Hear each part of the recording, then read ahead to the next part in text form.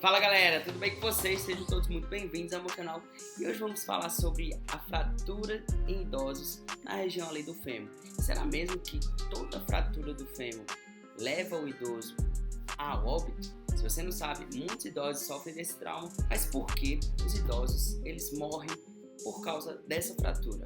Se você não sabe, neste vídeo eu irei te explicar detalhadamente por que as fraturas de fêmur costumam levar o idoso a óbito. Então fica nesse vídeo que eu irei te mostrar as causas, a cirurgia, por que ela é feita e também as formas de prevenir as quedas para que o idoso, seu pai, sua mãe, seu avô, não sofra essa fratura também.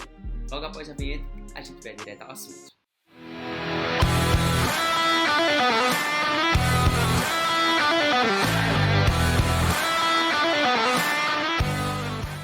Bom, então a condição que o idoso fica quando é acometido por uma fratura de fêmur é extremamente grave. Antigamente, inclusive, a fratura de fêmur na região do quadril era considerada uma sentença de morte assim para o idoso, sabe? O quê? E nesse vídeo eu irei te explicar o porquê é tão perigoso quando o idoso ele sofre a fratura de fêmur.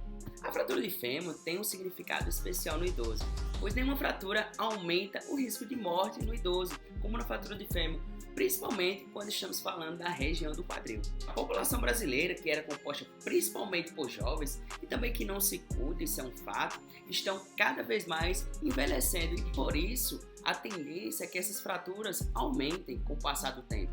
Então, professor, quais são os fatores de risco para a fratura do fêmur em idosos?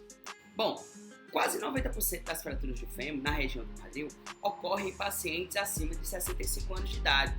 E isto está muito relacionado à perda da qualidade óssea que a gente está vendo aqui, causando osteoporose, que é uma doença que é caracterizada pela perda progressiva de massa óssea, tornando o quê? Os ossos enfraquecidos, predispostos a fraturas. Uma característica importante do osso é que eles estão em constante processo de renovação, já que são formados por células chamadas de osteoclasto e também de osteoblasto. E olha só, eu tenho uma aula aqui, no card, eu vou deixar para que você veja essa aula de osteologia. Eu falo tudo sobre essa questão de matriz extracelular, sobre colágeno, tá tudo lá. É só conferir depois, tá bom? Mas voltando aqui, já que são formados por células chamadas de quê?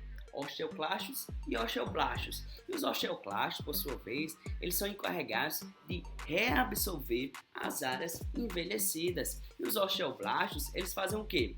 A função deles é produzir ossos novos. Então, um tira e outro bota. Inclusive, eu faço essa analogia lá, osteoclasto e osteoblasto. Um tira e outro bota. Esse processo, ele é permanente e constante, gente, possibilitando a reconstituição do osso quando ocorrem as fraturas. Isso explica porque mais ou menos a cada 10 anos, o nosso esqueleto, gente, ele se renova por inteiro. Então, com o tempo, a absorção das células velhas, gente, elas aumentam, que são os osteoblastos, que formam novas células ósseas, elas diminuem. O resultado é que os ossos se tornam mais porosos, como a gente está vendo aqui na imagem, e perdem o quê? A resistência. Então, perdas leves de massa óssea caracterizam uma doença chamada de osteopenia. Então, acredito que você já ouviu falar também. Por outro lado, a perda excessiva da matriz extracelular causa a osteoporose e podem ser responsáveis pelo quê? Pelas fraturas espontâneas ou causadas por pequenos impactos ou até mesmo, gente, vocês já pensaram, um simples espirro, uma crise de tosse que a gente pode estar aí tomando como exemplo para que essas fraturas elas possam acontecer. Já pensou? Não! Mas, voltando ao assunto da osteoporose, além disso que eu falei, causa também a perda de força e o equilíbrio e a coordenação que acontece no envelhecimento. Então, gente, um dado interessante é que ela pode se manifestar em ambos os sexos, mas atinge especialmente as mulheres. Por que atinge especialmente as mulheres, professor? Depois da menopausa, por causa da queda na produção de quê? De um hormônio chamado estrógeno. Então, tá aí a explicação de quedas e fraturas, principalmente ali na região do quadril. Então, quando o idoso ele vai ser submetido à cirurgia, o risco de morte ele é literalmente eminente ali, especialmente nos primeiros 3 meses após a cirurgia, sendo 5 vezes maior na mulher e 8 vezes maior no homem, quando comparados com a população normal. Este risco, gente, ele diminui ao longo do tempo, é claro, mas nunca volta ao normal. Então, as causas da morte, gente, para que vocês tenham essa noção, não é por causa da fratura em si do fêmur, mas sim por outros problemas agravantes ali no estado clínico, como problemas respiratórios, problemas cardíacos, né, pneumonia, infecção. Ou seja, nenhum idoso, como eu falei, ele morre por causa da fratura em si, mas sim de todas as complicações clínicas que acontecem decorrentes à fratura. Então, qual o tratamento, professor, para esse tipo de fratura? Bom, geralmente, a grande maioria dos pacientes idosos com fraturas de fêmur tem que ser tratados aqui, ó, na cirurgia. São tratados cirurgicamente. Pouquíssimos casos em que a fratura é incompleta, ou se o paciente já tem um tempo que já está numa condição clínica muito grave e não tem indicação para fazer essa cirurgia. Mas na maioria dos casos, a cirurgia, como a gente está vendo aqui nas imagens, elas são feitas, tá bom? Então coloca aqui, ó, na transtocantérica, que chama, e também na região do colo do fêmur. E quais são os objetivos dessa cirurgia? Bom, a movimentação precoce e a estabilização da fratura ou substituição por uma prótese, como a gente não está vendo aqui, eu não coloquei na imagem, mas tem a colocação da prótese chamada de osteoplastia. Então o controle da dor também é um objetivo. O aumento da sobrevida do idoso, a redução de complicações clínicas e, com isso, o retorno às atividades diárias o mais rápido possível, né, pessoal? Todo idoso ele quer fazer suas coisas, ele quer gerar independência, mas devido ao fator agravante da cirurgia, isso fica impossibilitado. E aí, pessoal, ficou surpreso com isso?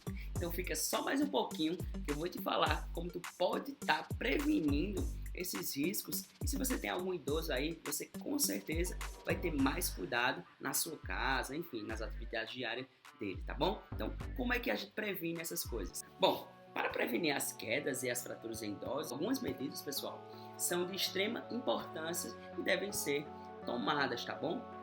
A retirada aqui, ó, de tapetes são extremamente prejudiciais para os idosos, principalmente aqueles que arrastam o pé, né? Então tem um risco de cair. A colocação de quê? Ó, de tapete antiderrapante nos banheiros, tá? Por isso que é interessante a gente colocar isso no banheiro para que o idoso ele se sinta mais seguro de tomar banho, tá? A colocação de barras laterais no box do banheiro, perto do vaso sanitário. Não sei se vocês já perceberam, já entraram no banheiro, que tem acessibilidade, ele tem umas barras de ferro ali para auxiliar o idoso a se levantar. Os exercícios físicos são bastante indicados, né, para o fortalecimento de músculos, também da coordenação e da parte do equilíbrio do idoso, o acompanhamento médico com o geriatra, a hidratação e a alimentação que devem ser equilibradas, né?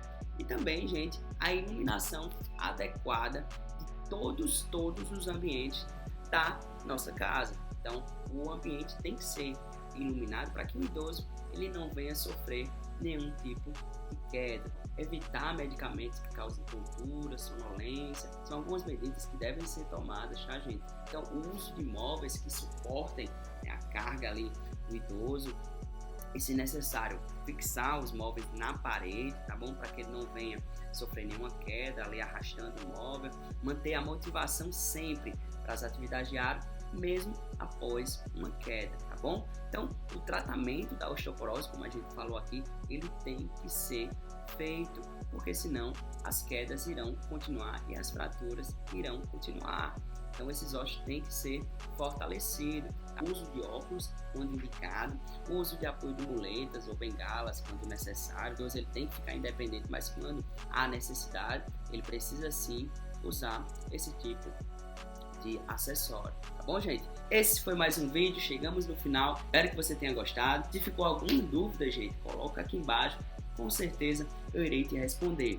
E se você quer participar ativamente dos conteúdos que eu coloco toda semana aqui no canal, coloca aqui a sugestão de vídeos, tá? Para que a gente possa estar fazendo. A sua ideia pode ser que seja um vídeo futuro, tá bom? Então, gente, se você já gostou, já deixa seu like, se inscreve no canal e ativa as notificações para que você não venha perder nenhum dos vídeos que eu posto toda semana aqui. Então, gente, obrigado pela sua presença aqui e aproveita para ver os vídeos que eu vou colocar aqui na descrição, inclusive a aula de osteologia. Então, nos veremos no próximo vídeo. Um abraço e até mais, gente.